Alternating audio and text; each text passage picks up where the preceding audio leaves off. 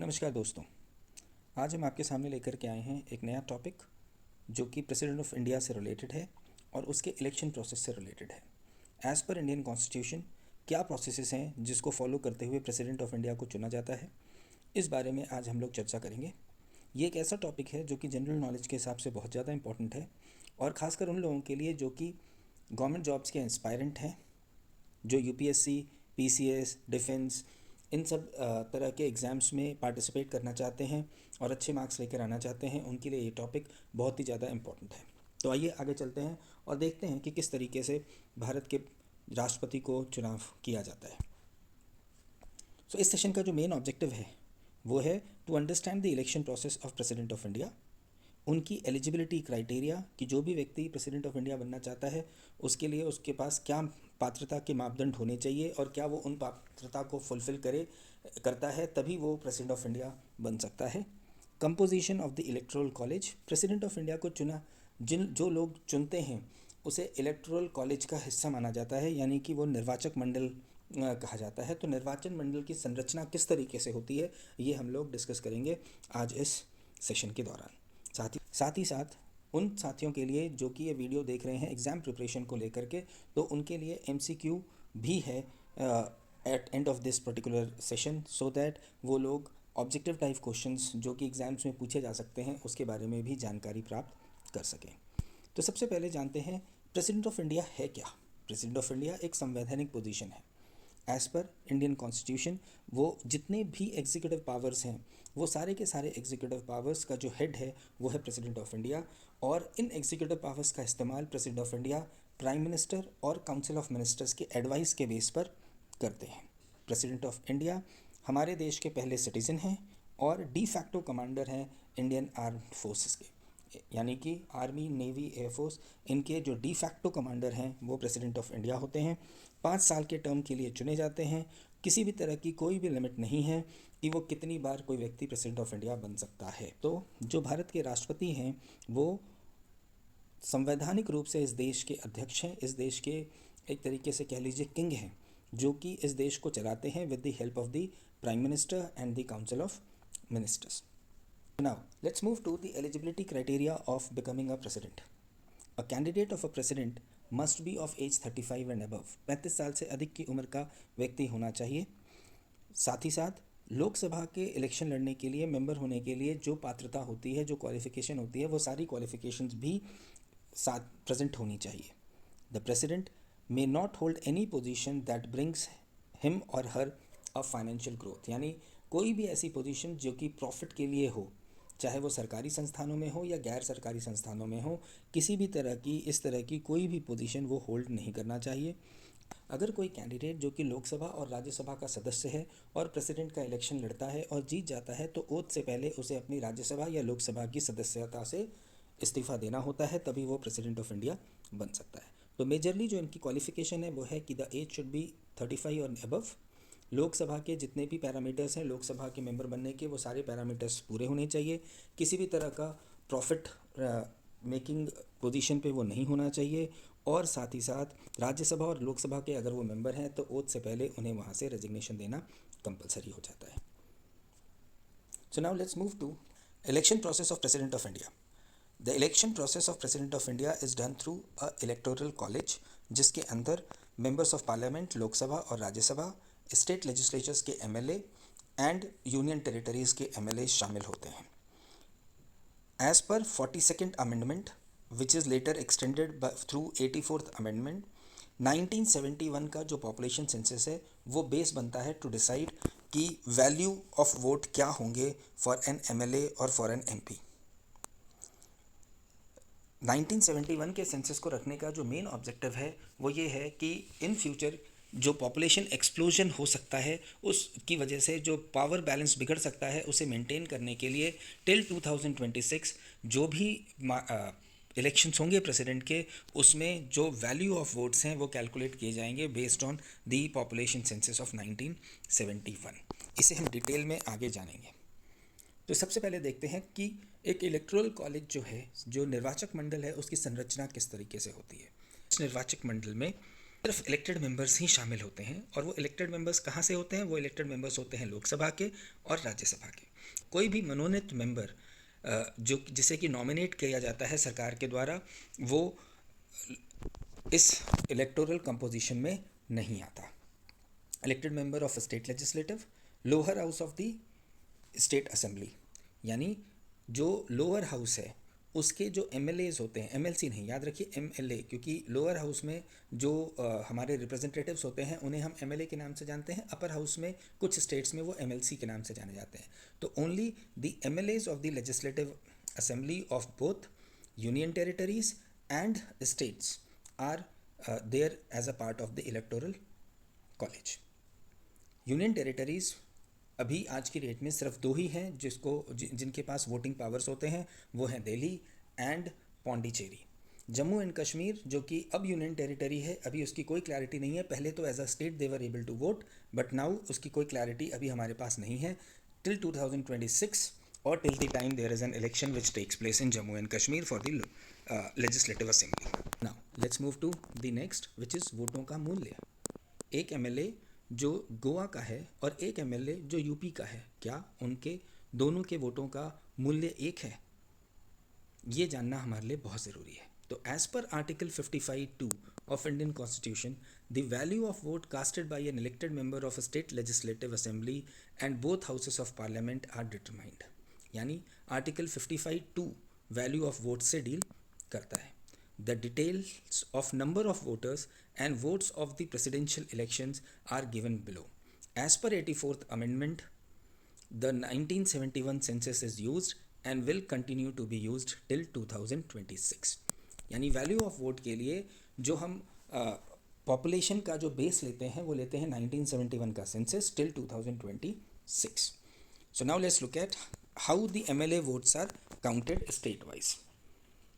तो एमएलए के वोट्स की वैल्यू को निकालने के लिए हमें तीन चीज़ों की ज़रूरत पड़ती है। पहला, total number of population of the state in 1971, यानी 1971 के सेंसस के हिसाब से स्टेट की पॉपुलेशन कितनी थी। आज स्टेट के या यूनियन टेरिटरी के कितने एमएलएज हैं, elected members of that state legislative और यूनियन टेरिटरी, कितने लोग हैं, कितने टोटल मेंबर्स हैं। और तीसरा 1000 as a number. So what we do is total number of population of the state divide किया जाता है by the total number of MLAs उसी स्टेट के multiplied by 1000. So let's take an example of Delhi. Delhi में for instance there are as per 1971 census total 10 lakh की population है। Total 10 ही लोग ऐसे हैं जो कि एमएलए हैं, ठीक है। तो ये दो नंबर हमें लेने होते हैं and then we will have also have to take a common 1000 number for multiplication with the number of MLAs. So number of MLA 10, उसको मल्टीप्लाई कर दीजिए 1000 से, तो टोटल हो जाता है 10,000. Moving on, the total population of the state is 10 lakhs, तो 10 lakhs divided by 10,000, the जो भी वैल्यू आती है which is 100, this is the value of votes of each MLA of Delhi assembly. So this is the value of vote of each MLA of Delhi Assembly. इसी तरीके से examples दिए आपको नीचे दिए गए हैं based on the 1971 census. Uttar Pradesh जो कि इंडिया का सबसे बड़ा राज्य है, वहाँ पर एक एमएलए का जो वोट है उसकी कीमत 208 है, और जो सबसे कम वैल्यू जिसकी है वो है सिक्किम, जहाँ पर टोटल 32 एमएलएज होते हैं और उनकी वोट्स जो हैं वो ओनली 7 हैं. इफ़ यू मूविंग फॉरवर्ड, जो टोटल वैल्यू है of MLAs, which is total 4,120 MLAs are there in the various state and UT assemblies. उनकी जो टोटल वोटिंग पावर है वो काउंट होती है 5,49,495. You can refer to the various state wise vote value through in these two slides. Value if the member of parliament. What is the value of the member of parliament? हमने अभी MLA का तो देख लिया कि हर state की अलग अलग होती है, तो क्या हर एमपी की भी अलग अलग होती है? नहीं, हर एमपी की अलग अलग नहीं होती. वैल्यू ऑफ वोट कैसे डिटरमाइन किया जाता है? Value of vote of an MP is determined by the total value of MLAs votes in India divided by the number of MPs. Means total value of MLA votes कितने थे? 5,49,495. ये तो total number of votes हैं for MLAs. तो MP के क्या होंगे? MP के होंगे, इस नंबर को डिवाइड कर दीजिए टोटल नंबर ऑफ एमपी से, और जो वैल्यूएशन आएगी वो एक एमपी के वोट की कीमत मानी जाएगी. All elected members of Lok Sabha and Rajya Sabha is only taken into account. वैसे तो कुछ नॉमिनेटेड मेंबर्स भी होते हैं राज्यसभा में, लेकिन नॉमिनेटेड मेंबर्स को वोटिंग राइट्स नहीं होते, इसलिए सिर्फ लोकसभा और राज्यसभा के इलेक्टेड मेंबर्स ही काउंट किए जाते हैं. लोकसभा में 543 इलेक्टेड मेंबर्स होते हैं और राज्यसभा में 233. सो टोटल 776 मेंबर्स होते हैं जो कि वोट करते हैं प्रेसिडेंट ऑफ इंडिया के इलेक्शन में. So let's calculate now. So value of each vote कैसे आएगा? 5,49,495 जो कि एमएलए की टोटल वैल्यू थी, डिवाइडेड बाई 776. सो 1 एमपी की जो वैल्यू होगी वो होगी 708 विच इज़ राउंडेड ऑफ. तो 708 का वैल्यूशन मिलेगा एक वोट एमपी के.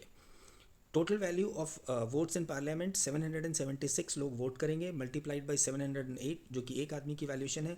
सो एमपीज़ की जो टोटल वैल्यू होगी वो होगी 5,49,408. जब हम एमपी की वैल्यू और हम ऐड कर देंगे लेजिस्लेटिव मेंबर्स की वैल्यू, तो टोटल वैल्यू हमारे पास निकल के आएगी which is 10,98,903. This is the value of total votes जो कि एक प्रेसिडेंट ऑफ इंडिया के इलेक्शंस में होते हैं. और जो भी व्यक्ति इन वोट्स में से ज़्यादा लेकर के आता है, जिसके सबसे ज़्यादा वोट होते हैं, वो जीतता है इलेक्शन और वो बनता है प्रेसिडेंट ऑफ इंडिया, प्रोवाइडेड उसकी सारी एलिजिबिलिटी क्राइटेरियाज मीट हो रही हों. तो आज की डेट में जो करंट हमारे प्रेसिडेंट ऑफ इंडिया हैं वो हैं द्रौपदी मुर्मू जी, और उनसे पहले जो 14 प्रेसिडेंट ऑफ इंडिया हुए थे उनके टेन्योर के साथ में हमने आपको यहाँ पे दिया है. This is very very important. Please go through the slide so that आपको पता हो कि इंडिया के फर्स्ट प्रेसिडेंट कौन थे, सेकंड कौन थे, एक्टिंग प्रेसिडेंट्स कौन थे, टोटल अभी तक कितने प्रेसिडेंशियल इलेक्शंस हो चुके हैं और किसने कौन सा प्रेसिडेंशियल इलेक्शन जीता. Because for exam point of view this is very very important and always we have seen couple of questions from this particular slide comes into the exams of various categories. So now let's move to the MCQs, जो कि मैंने promise किया था कि जो हमारे aspirants हैं government jobs के लिए या अदर कॉम्पिटिटिव एग्जाम्स के लिए, उनके लिए we will come up with certain very important questions जो कि election of president of India से रिलेटेड हों. तो सबसे ये हर उस व्यक्ति के लिए सुटेबल है जो कि UPSC, state PCS, defence, railways etcetera के लिए प्रिपेयर कर रहे हैं और अपना करियर इन फील्ड्स में बनाना चाहते हैं. General knowledge is very very important for these exams. So let's run through the questions quickly. Who can vote to elect the president of India? Bharat के प्रेसिडेंट को चुनने के लिए कौन वोट कर सकता है? Prime minister, only the Lok Sabha members, only the Rajya Sabha member और नन ऑफ द एबव. इन चार ऑप्शंस में से जो सही है उस पर हमें टिक लगाना होता है and the correct option is none of the above. Moving on to the next question. In 2022 the presidential election was held in India. कौन सा प्रेसिडेंशियल इलेक्शन हुआ था 2022 में? 12th, 14th, 15th और 18th. Correct answer is answer C which is 15th. So Draupadi Murmu जो कि हमारी president है वो 15th प्रेसिडेंट ऑफ इंडिया है और वो 15th इलेक्शन हुआ था जिसको उन्होंने जीता था. Now let's move to question number 3. Who served as the 14th president of India? यानी द्रौपदी मुर्मू से पहले कौन थे president of India? Options are Pranab Mukherjee, Ramnath Kovind, Pratibha Patil और APJ Abdul Kalam and the correct answer is Ramnath Kovind. Now let's move to question number 4. Who can not vote for the president of India? याद रखिए normally general knowledge के जो क्वेश्चंस यूपीएससी वगैरह में पूछे जाते हैं वो बड़े ट्रिकी क्वेश्चंस होते हैं, वर्ड्स के साथ खेला जाता है. यहाँ पर पहले हमने देखा था कौन वोट कर सकता है, अब हम देख रहे हैं कौन वोट नहीं कर सकता है. Elected members of Lok Sabha, elected members of Rajya Sabha, nominated members of either house of the parliament और the vice president of India. इनमें से कौन सा व्यक्ति है जो प्रेसिडेंट इलेक्शन में वोट नहीं कर सकता? And the answer is nominated member of either houses. कोई भी नॉमिनेटेड मेंबर लोकसभा, राज्यसभा या लेजिस्लेटिव असेंबली का वोट नहीं कर सकता प्रेसिडेंट के इलेक्शन में.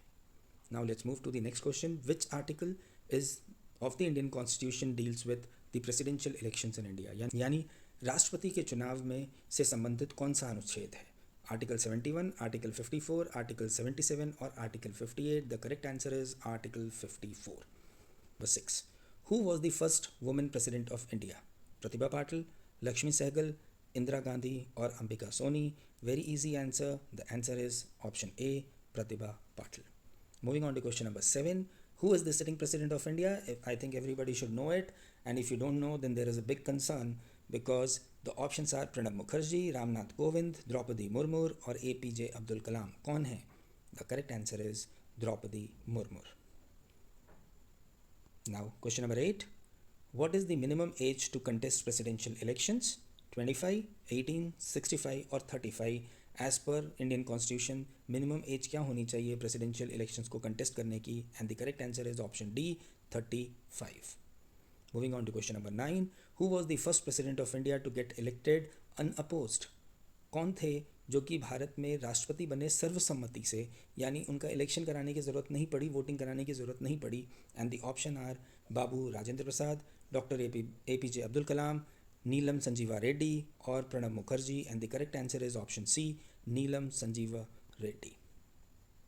Now let's move to the question number 10. Which article of Indian Constitution deals with oath and affirmation by the President of India? Article 71, 60, 77 or 58, and the correct answer is option B, 60. Now move to the question number 11. Which article of Indian Constitution deals with term of the President? The option is 71, 56, 77 और 58. कौन सा अनुच्छेद जो कि term of the president यानी कितने period के लिए प्रेसिडेंट का चुनाव होगा, प्रेसिडेंट काम कर सकते हैं, उनका कार्यकाल कितना होगा, वो डील करता है? आपके पास ऑप्शंस हैं 71, 56, 77 और 58. And the correct answer is option B, article 56. Last but not the least, which article of Indian constitution deals with president of India? यानी overall president of India terminology से कौन सा आर्टिकल डील करता है? Article 52, article 60, 77 और 58. And the correct answer is article 52. So these are certain questions जो कि काफ़ी इंपॉर्टेंट है एग्जामिनेशन पॉइंट ऑफ व्यू से. इनके अलावा भी कुछ सवाल हो सकते हैं जिनके बारे में हम डिस्कस करेंगे जब हम अपना नया वीडियो आपके सामने लेके आएंगे, which is role, duties and powers of the president of India. तब तक के लिए happy learning, and would request कि अगर आपको ये वीडियो यूज़फुल लगा फॉर द जनरल नॉलेज और for the purpose of examination, please like us, share us and subscribe us so that we can bring new topics quickly. Thank you very much. Thank you, friends.